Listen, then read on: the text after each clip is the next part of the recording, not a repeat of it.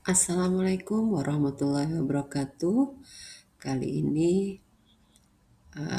kita akan uh, melaksanakan tugas modul 1.1 yaitu refleksi diri tentang pemikiran Ki Hajar Dewantara. Dan bersama saya Nur Fadila Sukmawati SPD, CGP Angkatan 11 Kota Bekasi. Pendidikan menurut Ki Hajar Dewantara. Pendidikan adalah tempat persemaian benih-benih kebudayaan dalam masyarakat. Ki Hajar Dewantara memiliki keyakinan bahwa untuk menciptakan manusia Indonesia yang beradab, maka pendidikan menjadi salah satu kunci utama untuk mencapainya. Pendidikan dapat menjadi ruang berlatih dan bertumbuhnya nilai-nilai kemanusiaan yang dapat diteruskan atau diwariskan. Tujuan pendidikan menurut Ki Hajar Dewantara menuntun segala kodrat yang ada pada anak-anak agar mereka dapat mencapai keselamatan dan kebahagiaan yang setinggi-tingginya, baik sebagai manusia maupun sebagai anggota masyarakat. Oleh sebab itu, pendidik itu hanya dapat menuntun tumbuh atau hidupnya kekuatan kodrat yang ada pada anak-anak agar dapat memperbaiki lakunya bukan dasarnya hidup dan tumbuhnya kekuatan kodrat anak.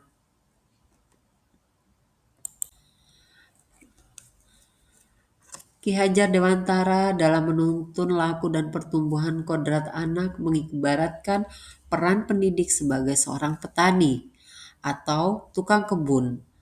Anak-anak itu seperti biji tumbuhan yang disemai dan ditanam oleh Pak Tani atau Pak Tukang Kebun di lahan yang telah disediakan. Anak-anak itu bagaikan bulir-bulir jagung yang ditanam. Bila biji jagung ditempatkan di tanah yang subur dengan mendapatkan sinar matahari dan pengairan yang baik, maka meskipun biji jagung adalah bibit jagung yang kurang baik atau kurang berkualitas, namun dapat tumbuh dengan baik karena perhatian dan perawatan dari Pak Tani. Demikian juga sebaliknya, meskipun biji jagung yang disemai itulah bibit berkualitas baik, namun tumbuh di lahan yang gersang dan tidak mendapatkan perhatian yang baik atau perawatan yang layak dari petani, maka dia akan tumbuh tidak sempurna atau tidak baik. Pembelajaran dari filosofi Ki Hajar Dewantara. Yang pertama adalah memerdekakan dan berpusat pada anak. Yang kedua, mengikuti perkembangan zaman. Yang ketiga, tidak bertentangan pada nilai-nilai kemanusiaan.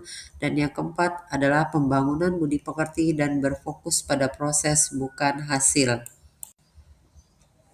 Kerangka perubahan Ki Hajar Dewantara. Ada 3 kerangka perubahan. Kerangka pertama adalah kodrat keadaan, di mana dalam kodrat keadaan dibagi menjadi 2, yaitu kodrat alam dan kodrat zaman, di mana alam disesuaikan dengan alam tempat di mana kita berada. Jika kita berada di alam pegunungan, maka sesuaikanlah pendidikannya sesuai dengan di pegunungan. Begitu juga di alam pantai, pertanian, persawahan, dan lain sebagainya. Kodrat zaman, walaupun alamnya sama, tidak pernah sama dari waktu ke waktu. Jadi setiap zaman punya tantangannya masing-masing. Perubahan yang kedua adalah prinsip perubahan, di mana kita mengenal asas trikon, yaitu yang pertama kontinuitas. Kontinuitas adalah dialog kritis tentang sejarah, sehingga kita jangan pernah lupa akar nilai budaya yang hakiki. Konvergensi yaitu memanusiakan manusia. Dan yang terakhir adalah konsentris, menuju suatu yang sama tapi tetap menghargai keberagaman atau menghargai perbedaan. Perubahan yang ketiga adalah apa yang berubah. Yang berubah adalah budi pekerti, di mana budi itu dibagi menjadi tiga. Yang pertama adalah cipta, yaitu buah pikiran, atau perubahannya adalah kita menajamkan pikiran kita. Rasa adalah menghaluskan perasaan kita, dan karsa adalah memperkuat kemauan.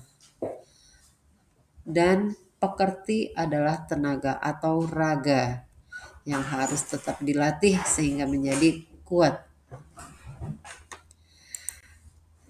Terakhir dari refleksi ya pada saat ini adalah yaitu relevansi pendidikan Ki Hajar Dewantara. Yang pertama, kesempurnaan budi pekerti membawa anak pada kebijaksanaan.